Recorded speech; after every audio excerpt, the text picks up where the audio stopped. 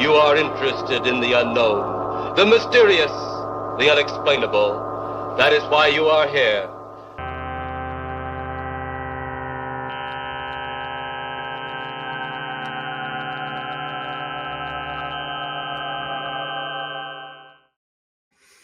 Welcome back to the Code Rad Show. It's Hello. 2026, so we know Yes, that indeed. there must be a war between humanity and the reptilian, amphibian creatures from the deep. Hello, Jim. Hello, Jason. How are you? Happy New Year. I'm great. Happy New Year. Good to be back. We're going to go back to discussing an episode of Doctor Who, not the currently airing or maybe recently concluded story of Silurians and Sea Devils attacking humanity, or vice versa. No, we're talking about the 1980s edition of Deep Sea Bases Under Siege by some rascally Silurians and Sea Devils. Those scamps. Yeah, according to the Doctor, they are very honorable, noble races, but they always just want to wipe out humanity whenever they show up. That's what he says. I was like, I don't think so. You might want to. It's like, you sure about that? You really sure about that? Like, yeah. Yes. First, let me point out Interplanet Volume 1 is available on Fund My Comic, and also Tales of Conspiracy and Madness. That's a collection of short stories of the cosmic horror vein. Interplanet is a comic book about a Cold War between two planets, and Volume 2 is in production now. Campaign will be coming soon. Watch out for it. I will be sure to tell you when you can sign up for it. So, but for now, we're back to discussing the John Nathan Turner era, bringing back old villains. I guess John Pertwee had one series called the Silurians, and then a completely separate series called the Sea Devils. Yes, I believe that John Nathan Turner brought them both together. I think the two races do meet in the Sea Devils, I believe. Okay. I'm not sure. All right. I haven't seen it in a while. Yeah, it's been a while. I should have maybe revisited those. I would have loved to have watched the John Pertwee episodes again. I really don't remember anything about them. So I know there's a famous image of the Sea Devils walking up on the beach. Yes. With their great little ray guns. Now, this episode, the clothes they were wearing looked very samurai-ish. I thought it was very interesting why they chose that. Yeah. Well, now that I didn't realize that at the time, but yeah, you're right. But also, I thought there's a scene, I think maybe it's in episode 2, where the Sea Devils and the Silurians, and of course the infamous Merca, all attack the underwater base. And that scene, to me, I think that was very much inspired by the opening of Star Wars, when Darth Vader and the stormtroopers enter the rebel blockade runner, and even to the point where the Sea Devils helmets kind of look like a Darth Vader helmet. But everything about that scene I felt was like a callback to Star Wars, as the bad guys are blasting through the doors, entering the base in this case. And so that was one of my observations from later on. I don't know, here we have Silurians who have a blinking eye on top of their head. Yes. That seems like a very John Nathan Turner kind of thing. Very gimmicky. I guess in the early John Pertwee days, it was just a third eye. But I believe so. And I think when they spoke, it was like how we're speaking right now, the mouths would move. Did the mouths actually move back in the... As I recall, we haven't 70s? seen in a while, but I do believe they would move somewhat. I will say I liked how they sounded better during John Pertwee's run, but this, I don't like how they made the Silurians or the Silurians sound. Their voices were pretty goofy. Yeah, I was like, that's not very. I can't think about the Candyman. The Candyman voice, probably the same voice. Yeah. but everything just so sped up and just they just sound like it's with the thing about Alvin and the Chipmunks for a minute there. Just Yeah. yeah, not very intimidating. The voices were silly, difficult to take seriously. Um, but all right, and so before we leave the Sea Devils costumes, they were wearing those cool samurai helmets. Except unfortunately, I think those helmets might have been too busy. The Silurians quite frequently their heads were leaning over. Yes. I think I read that might have been the fault of the costume, the actual. Oh. But I mean, I'm sure those helmets didn't help. That was a little bit silly. It kind of has the effect of like the Sea Devils are like listening intently. Then you're just like, no, their heads are just all tilted. They go just like, whoa, they're just gonna go the way to the costume made me fall. Just like, yeah, just Yeah, it seemed like they would have like the one costume where the head was on straight, and they would put that one in front. But the Sea Devils in the background would be their heads would be tilting over. what was it kind of yeah, like this. Yeah. And the Sea Devils sounded like Slee Stacks. Yes. That was fine. I mean, their voice was fine. Yeah. Nothing particularly special, good or bad. They're just a lot of hissing, a lot of and yeah, very lizard-esque. Sure. Lizard-ish, And so that reminds me of a strange plot. I forget what you call it. Not a plot complication, a plot convenience. That this base happens to have lizard killing toxin. Yes, yes, a whole room full of it. Yes, they've got all these great canisters of toxic poison that only kills reptiles, both Silurians and Sea Devils. I thought maybe that's why they were attacking the base, because the poison was a chemical, but no, it just happens to be there.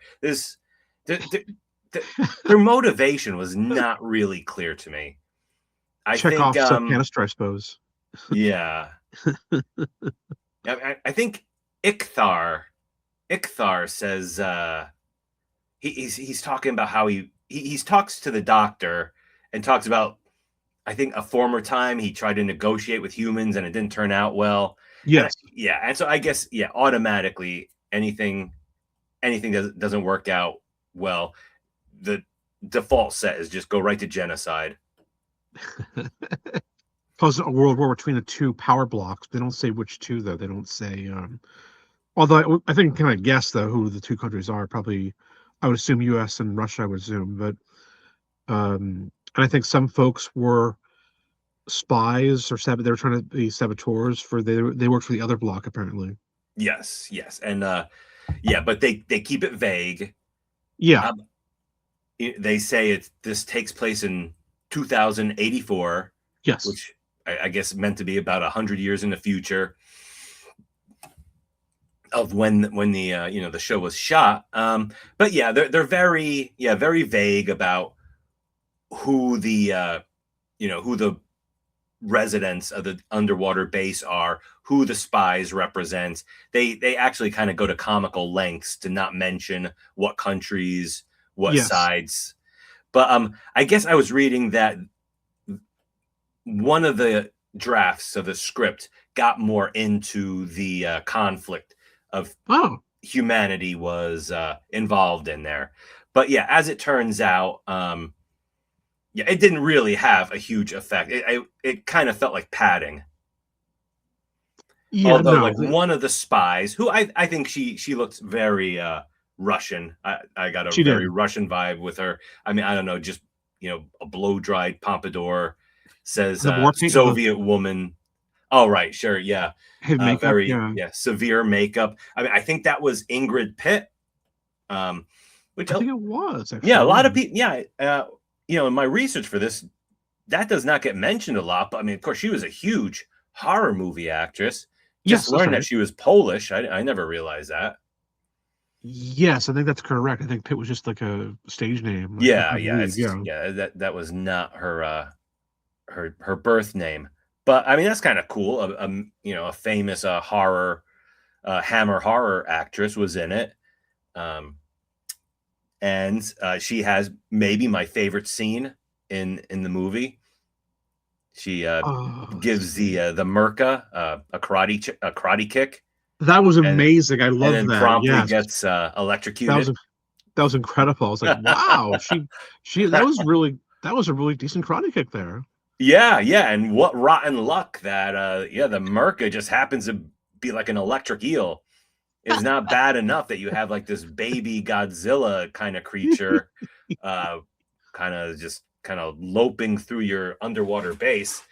But I guess being electrified saves them from the effects department from having to have the Merca actually be articulated, have an articulated mouth, being able to bite someone. Right. Would have been kind of cool if it could have bit someone's arm off or something, but I don't know if that would have gone with the BBC censors at the time. And it's just very convenient that any contact with it electrocutes you. There's like maximum zappage. I gotta say, when I saw, I didn't mind the Merca how it looked. Mhm. But all I could think of was the pantomime horse sketch from Monty Python. Yeah, it does have clear resemblance to pantomime horses, but yeah, Yes. I didn't mind it a I bit. didn't either, I no. thought it looked cool. I thought it was kind of a nice surprise that a little added, an extra monster. More monsters are always good. It's not like the costumes for the Silurians and the Sea Devils were that great. I mean, they didn't even have their mouths didn't even move. No. No, I mean So they're probably the same costumes from 1973 or whatever. They I probably don't kept them. think I think I read that that Oh. they had law. I think they had to remake them. Oh geez, I wow. read that, yeah, they had lost everything but like one Sea Devil mask, I think, that was at like in a museum. Okay, wow. Wow, so they had to start over. Okay, wow. Well, I guess, yeah, I guess rubber after a while, wears out. But yeah, wow, okay. I figured they would keep the costumes, but because save money, but Yeah, I yeah, I'm guess sure not. whenever they could, no doubt. Yeah, and it makes me No. wonder, I wonder how they got the blinking light effect in the masks. I imagine the Yeah, I don't actor know. probably had a switch or something. He had to be tapping every time he said something. Either I'd that or probably get maybe annoying someone after standing like, behind the actor. yeah, hard to say, but that was kind of cool. Their third eye or jewel or whatever it was, that was a very was trying to laugh at how they spoke. Yeah. Um Yeah, and plus since their lips didn't move, that was helpful to tell who was talking. right, yeah. I gotta say though, the one scene with I liked the Merca, but where it breaks down the doors, I thought that could have been done a little better. That was heights Doctor Who cheesiness. The Yeah, yeah, actors how all they pretending that this is like, massive metal bulkhead. And yeah, and then doesn't yeah, and then Tegan's just like, oh, I guess it's all safe. And she goes, wanders over close to the door. And of course, the Merc is not uh dead, knocks it over on her, and they gotta pretend this big styrofoam plastic thing is actually, weighs a ton, although it doesn't crush her or anything like that. no. But it keeps her pinned to the floor long enough for the doctor and Tegan to be trapped in this room with our baby Godzilla Merker. Godzuki. Yeah, Godzuki. But I really enjoyed it. I mean, I think some fans give Peter Davison a hard time, but I always thought he was great. I think there's a lot of pressure on him because Tom Baker just was so good and so popular and brought the show to new heights that people had never thought would ever be possible. But he really, made Doctor Who so popular. And then he eventually, it was inevitable he had to leave. Sora was going to take over from that. Just had a lot of, a lot of pressure. yeah, So, yeah, absolutely. But I think it was a huge success at first. I think Peter Davison was popular. I think this is the era yeah, they switched, um, from Saturday nights to showing 2 episodes a week on weeknights. And at first, I think the show was very popular during the Peter Davison era. Um, although, yeah, I think that it's amazing how quickly fortunes can change because, of course, Yeah. you then Davison left fairly quickly, and the Colin Baker era was not as successful. No. And another interesting little thing I found, there's an interesting book called the John Nathan Turner Production Diaries, and most of it is just that, like a diary in terms of just like on this day, John Nathan Turner called Eric Sayward and asked for a script. It's pretty dry stuff, but there's like some narrative stuff in there, some giving a night narratively saying what's going on in the show. And one thing I found very interesting, I was looking to read about Warriors of the Deep, and I got hung up on this part, and I actually did not read too much about Warriors of the Deep, but it's super interesting. I think worth discussing for Doctor Who fans or sci-fi fans in general. It says that, in this era around this time, sci-fi conventions, comic book conventions, basically depended on the goodwill of the celebrities. Be kind of like, wouldn't you like to just come and do our show so you can meet your fans and whatever. But like in America, it was more of a business, and they started paying actors and talent and producers in John Nathan Turner's case. And so John Nathan Turner started really favoring American conventions because they would pay for the airline flight to America, put him up in a hotel room, pay him. Whereas, it was just, I think, much more casual in Britain. And this kind of caused some ill will.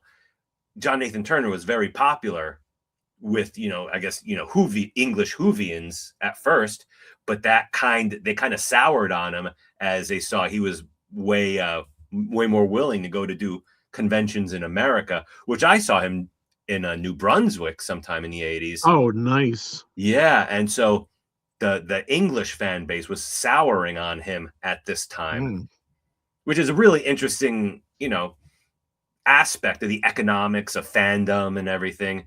You see, I mean, I would think, yeah, you definitely want to pay your talent to come and participate in your convention. But now, sure, all these decades later, it has just gotten, so terrible where it's now you have to pay $500 to it's too much to get a picture with David Tennant or something like that. Yeah. Whereas, back in the 1980s, I remember walking up to Colin Baker, John Nathan Turner saying, "Hi, mind signing this picture for me?" It was, very casual, very friendly. So I thought that was a pretty interesting aspect of the, evolution of conventions. I mean, I've seen them change so much just over the last 25 years, never mind since the 80s. They still felt a little casual back in the early 2000s. It did, yeah, it did. But then, I think, with Wizard, they would just like have these big name celebrities, which is fine. But it's like, well, to meet them, you get, for if you want an autograph, it's $500. If you want a picture, that's another $500. It's just like it's nah. Yeah, how about no? It's gouging. Yeah, I mean, it's just too much. Yeah, like my personal theory that I've never had any like substantiation of this, but William Shatner had that infamous Saturday Night Live sketch back in the 80s. Get a life, move out of your parents' basements. But my theory about that is that he never would have spoken that way to Star Trek fans if he was getting big money from conventions, which he was probably getting paid a couple $100 in a hotel room and whatnot. But now, I mean, fandom is such a huge business. I mean, I don't think he would ever do a sketch like that now, or anytime over the last 20 years or so. But back in the 80s, it was just funny, and it was. And who cares? I mean, he was probably getting money from the movies at that point and everything. But I'm kind of straying off topic here, but I found that interesting. That's just, it's like, I'm sorry, I was actually portraying Oh, Evil Kevin from the episode with the enemy within episode 4. And it's like, oh, okay, we that's fine, we get it. oh yeah, Uh, yeah. John Lovitz. Yeah, I haven't seen that in so long. That was a hilarious. I remember actually watching that back in. I mean, I think I was in high school at the time. It was just hilarious. Me and Dan were watching it, yeah, like when it was being broadcast, and we thought it was pretty Really? funny back then. So Oh, it was hysterical. Yeah. it's still pretty Um, funny. yeah, yeah. But anyway, it's not totally off topic. This is kind of the era, I think, where Doctor Who was popular, but I think it was kind of getting close to a downturn Yeah, in yeah, I think popularity anyway. Let's see. But on the brighter side, we have Tegan wearing that cool new wave outfit. I Tegan is believe very she was cool. wearing that great abstract, colorful dress in her final storyline, Revelation of the Daleks. I vividly That's right. remember her just Tegan's not great being at able both to of those. handle all the death and destruction, which, yeah, I'm not sure how close Warriors of the Deep was to Revelation of the Daleks, but they're both pretty nihilistic, apocalyptic storylines. Oh yeah, yeah. I mean, I don't want to say too much, but the Doctor does, win, but there's a great cost to it, which I thought was which I liked. Some folks would argue. I remember, I can't remember which documentary it was, but somebody said, I feel like often when the Fifth Doctor, whenever he arrived somewhere and he left, he made things worse sometimes. But the way this episode ends, it's pretty morose. But there should have been another way. But I actually didn't really mind that though. I think it was kind of refreshing that he is able to stop a war between the two power blocks, but yet it comes at a very costly price, and I think I like that. Yeah, yeah. You I know. mean, it's hard for me to have a strong opinion about it because it's not a great episode, even though it's enjoyable. Ah, okay. I liked it. I liked it too. I enjoyed it. I mean, it dragged in some places. It did, There's yeah. definitely some flaws, but Yeah. Oh yeah. um, yeah, it's hard for me to have a strong opinion about much that goes on in this episode. It's not a classic episode, and it's pretty severe. The ending is pretty severe, but let's see. But I mean, yeah, I mean it's such a convenience that you have this special Silurian killing gas when the Doctor is even wearing sort of a gas, a helmet. It is open in the front, but I mean, they could have just had like a generic poison gas and have Yeah. all the humans put on gas masks to kill the Silurians and Sea Devils. I mean, the Doctor kind of couches it as like, well, I'm going to go negotiate with them now, and they better listen or they'll all die from the poison. Hey, yeah, well, the negotiations don't go very well, and it's pretty No. much straight to the poison. Yeah. I love the effect that the one we see the one Silurian melting. I thought that was a very nice effect. Yeah, classic effect. I just always, just earliest memories of Doctor Who is just being that weird, gross show. And yes, melting Silurian is a prime example of that. That was pretty great. The face melting like that, getting all oozing out all over the place. I enjoyed Turlo in the episode. I did too. He is kind of a brat, kind of out for himself. And of course, he has the best moment in the whole series is like the Doctor falls in water and Turlo's like automatically, face it, he's dead. Let's go. We got to escape. He's been in the water a whole 5 seconds. He's got to, he must have drowned. Better go now. Yeah, let's go. Let's get out of here. So yeah, one of the great cliffhangers of all time. Now, how old is Turlo? Is he a teenager? Is he supposed to be a teenager? He looks like he's 30, but he's dressed like a schoolboy. Right. Yeah, he's got the schoolboy's outfit. And yeah, to be honest, I don't really remember too much about, because I remember, for part of it, he was kind of a spy, kind of a traitor. Right. But I think by this point, I think it was like the Black Guardian or something that was controlling him. Yes, that's right. Yeah, that's right. Yeah. And I think by this point, he had been released. He was no longer working against the Doctor, but he's still kind of out for himself. Pretty much, yeah, pretty much. Yeah, pretty cold and calculating. So that's on display several times throughout this episode. Oh, He was like, don't even bother. There's no way we can save them. he was like, you know, or he was like, you thought I was going to leave all of you behind? It's like, yeah, yeah. yes. Yeah, let's see. I read somewhere this was the first Siege episode since Horror of Fang Rock. Oh, wow. Okay. That's kind of hard to that is actually believe. yeah. 'Cause, yeah, you think it feels like such a natural style of episode for Doctor Who. And so but apparently it had been quite a few years since they did a base under siege kind of storyline. That was a classic. Also, Horror of Fang Rock. Great episode. Oh yeah, I love that that's one. Classic, yeah. That's Definitely great, yeah. This one, I wouldn't call this one a classic. I enjoyed it, but I wouldn't call it a classic. I don't think anyone calls this a classic. No, it was good though. I liked it. A lot of people hate it. Some people like it. I enjoyed it. I mean, you know, you have monsters all over the place. That's enough for me. Melting Silurians. Yeah. You got the Cold War angle, which I always enjoy, but even though they kind of fumbled it a bit by keeping it vague and it wasn't very consequential.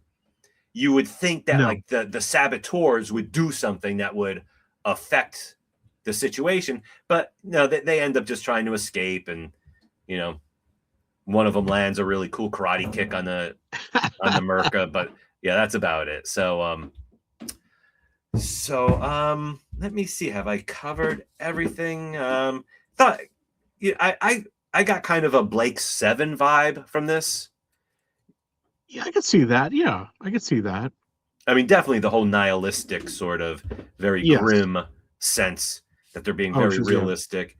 I thought the outfits were cool. The people on the base had pretty cool kind of like 1950s style sci-fi outfits. Yes, I did enjoy that, and I love the 80s computers. Yeah.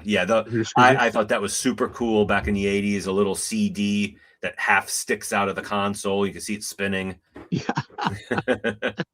Very Epcot Center, 1980s Epcot Center esque, which I really appreciate. Yeah. Yeah. So, yeah. Not a classic, not a great episode, but quite enjoyable. And I liked it. Yeah. Yeah. Real, a clear indication of where the show was and where it was going at that point. Pretty dark. Oh yeah, very, very dark, very morose. You know, there should have been another way, but yeah, it leaves definitely on a very low note. But no, like you, I enjoyed it myself. I wouldn't say it's a classic like Caves Vajrazani or Earthshock or Castrovalva, but I think it's a pretty solid episode. Yeah. Yeah.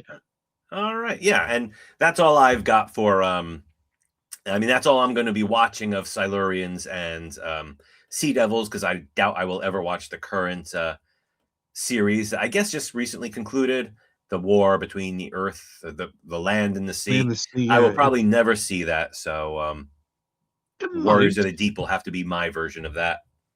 No, I get you. I might. It's doing. Yeah, I might check it out.